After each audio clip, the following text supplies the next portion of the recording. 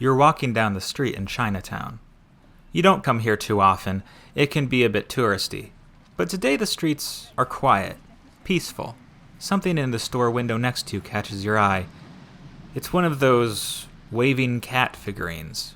You usually see them next to the cash register at your favorite Chinese restaurant. You always thought it was a kind of kitschy way of saying goodbye to customers, but you're not sure. What are these cats, and where do they come from? What do they mean?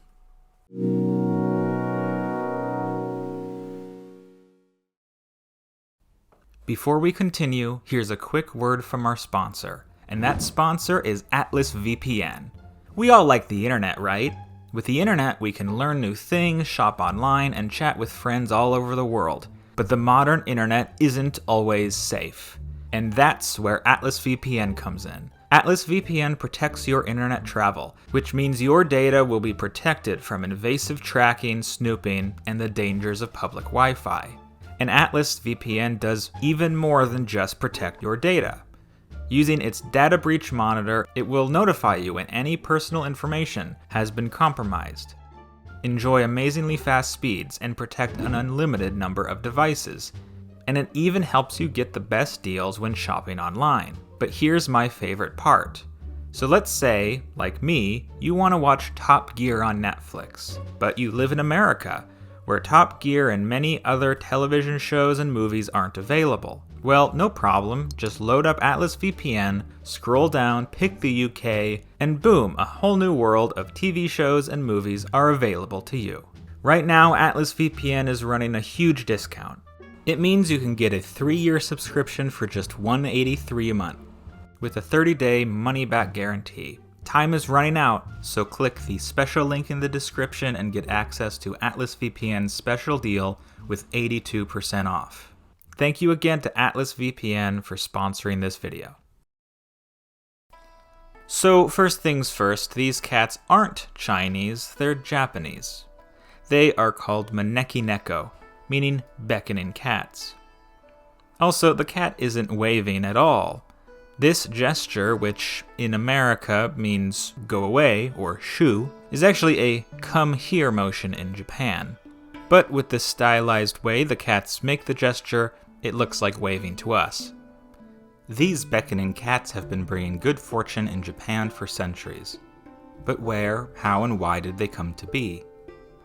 Ask 10 different shop owners in Tokyo where the cats come from, and you'll likely get 10 different answers.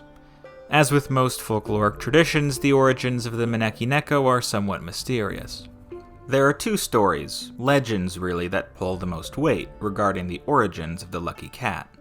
The first story comes from the Gotokuji Temple, a Buddhist temple in Tokyo. The story goes that long ago, this particular temple was in dire straits. The abbot running the temple, destitute and worrying about the future of his parish, saw a stray cat on the road and invited it in for food. From then on, the cat lived at the temple. Elsewhere, the local daimyo, or feudal lord, Lee Naotaka, was falcon hunting with his samurai when it began to rain. Naotaka, having been separated from the group, was looking for shelter and saw the cat beckoning him to the temple. He started towards the cat, and as he did, a bolt of lightning struck the ground where he had been standing.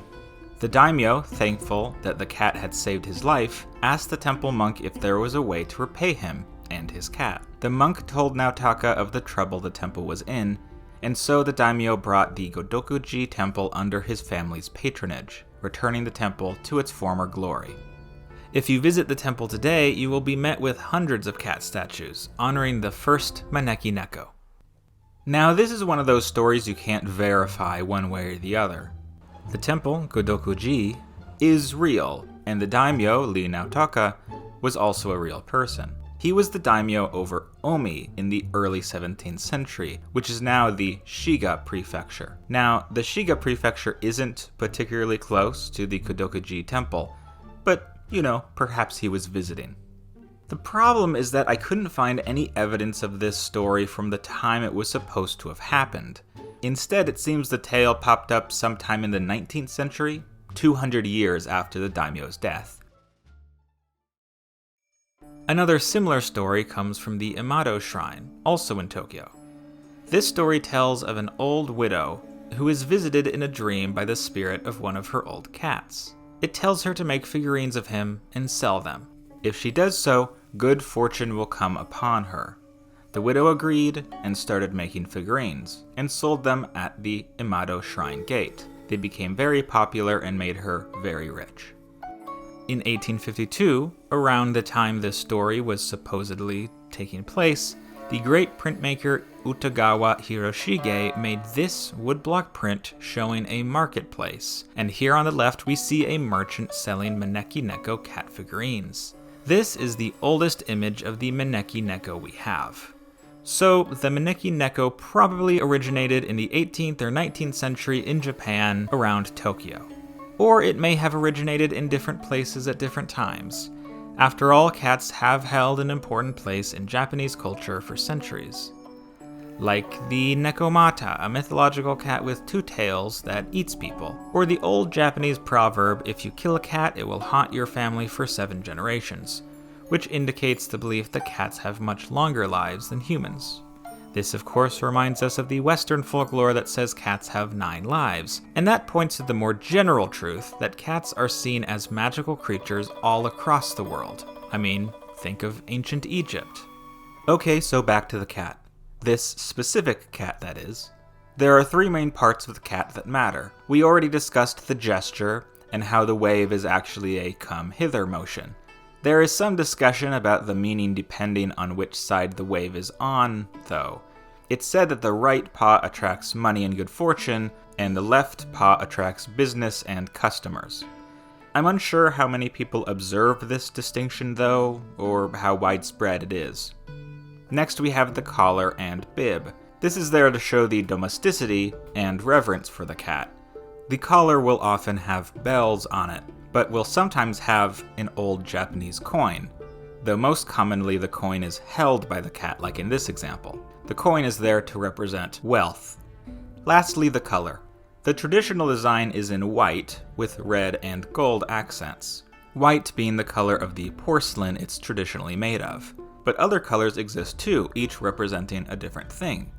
Gold represents prosperity and wealth, pink represents luck in love and romance, and blue represents protection and safety. So next time you're in Chinatown and see one of these cats beckoning you into a store, why not pop in and have a look around, to honor our feline friends. Thanks a lot for watching, and thanks again to Atlas VPN for sponsoring this video. Follow the link below and protect your internet privacy for just $183 a month. And if you want to support the channel, consider supporting me on Patreon. Bye!